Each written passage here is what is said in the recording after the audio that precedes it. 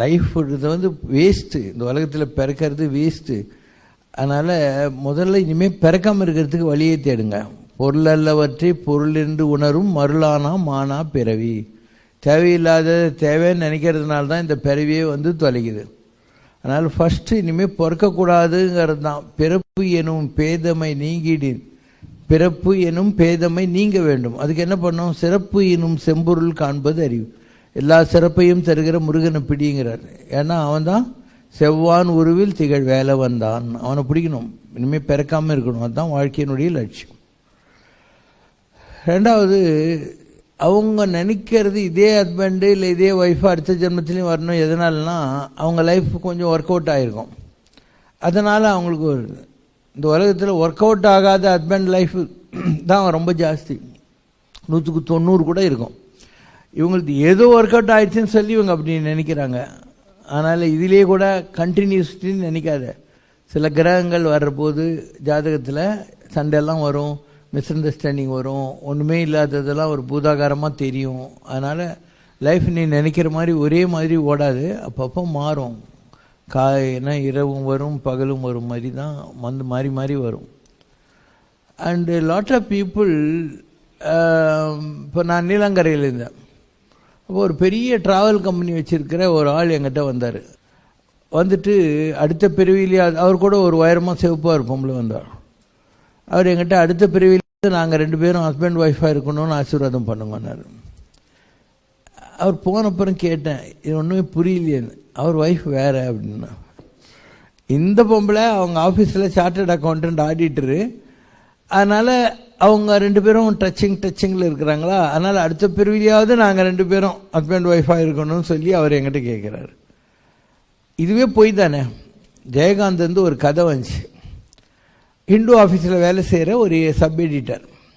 அவனுக்கு ஒரு மனைவி 2 குழந்தைங்க. ஒரு குலுக் சுந்தரி வருவாள். இதான் நல்ல மாடர்ன் அர்த்தம் என்னுடைய டிக்ஷனரியில்.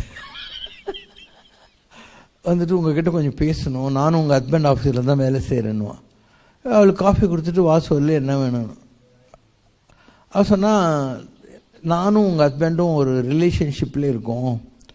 அதனால் உங்கள் ஹஸ்பண்ட் சொன்னார், என் ஒய்ஃப்கிட்ட நீ போய் பேசு, அவள் ஒத்துக்கிட்டாக்கா நம்ம 2 பேரும் கல்யாணம் பண்ணிக்கலாம் அப்படின்னு சொன்னார்.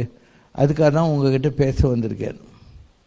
அப்போ இந்த ஒரிஜினல் ஒய்ஃப் சொல்லுவாள், நீ படித்த பொண்ணு தானே, நான் அந்த ஆள்கிட்ட கல்யாணம் ஆகி 15 வருஷமாக குடும்பம் நடத்தின்னு 2 குழந்தைங்க இருக்குது. ஆனாலையும் அவன் என்னை விட்டு உங்ககிட்ட வந்த மாதிரி நாளைக்கு உன்னை விட்டு இன்னொருத்திக்கிட்ட போக மாட்டான்னு உனக்கு ஏதாவது கேரண்டி இருக்கா? மலர் விட்டு மலர் தாவும் வண்டுகள் தாவின்னு தான் இருக்கும். ஸோ எங்கிட்டேருந்து உங்கள்கிட்ட வர ஆசைப்படுற மாதிரி உன்னை விட்டு இன்னொருத்தங்கிட்ட போவோம். இந்த காமன் சென்ஸ் லாஜிக்கே உனக்கு தோணலையான்னு. அப்போ அந்த வந்தவ சொல்லுவாள், எனக்கு என்னவோ ரொம்ப இன்ஃபேச்சுவேஷனாக இருக்குது அவர்கிட்ட. அப்போது ஒரு சாக்லேட் கீழே விழும். ஒரு குழந்தை அதை ஓடி எடுக்க போகிற போது இன்னொரு குழந்தை சொல்லும், சி எச்ச சாக்லேட் விடணும். ஸோ இந்த ஒய்ஃப் சொல்லுவாள், சி எச்ச சாக்லேட் விடணும். அதுதான் கதை. நான் பார்த்து முடிச்சுட்டு போ கேடும் கேட்டு போனேன். ஒரு சினிமா இருக்கும். வடிவேலு வந்து சினிமா தியேட்டர் ஓனராக இருப்பார். அப்போது ஒரு ஆள் கடா மிஸ்ஸியோடு ஓடி வரும். என் பொண்டாட்டி யாரு கூடயோ வந்திருக்கா, தியேட்டரில் இருக்கா, அவளை வெட்டணும், விடு அப்படின்னும். ஒரு நிமிஷம் இரு, நல்ல ஐடியா பண்ணுறேன்னு சொல்லிட்டு தியேட்டரில் போய், இங்கே வந்து உன் கணவன் கடாமிசியோடு கட்டறிவாவோடு வந்து காத்துக்கிட்டு இருக்கான், நான் லைட்டு வந்து 2 நிமிஷம் ஆஃப் பண்ணுவேன், அதுக்குள்ளே ஓடி போயிடு அப்படின்னு போடுவோம். திரும்பி லைட்டு போடுற போது தியேட்டரில் 2 ஆம்பளைங்க 2 பொம்பளைங்க தான் இருப்பாங்க.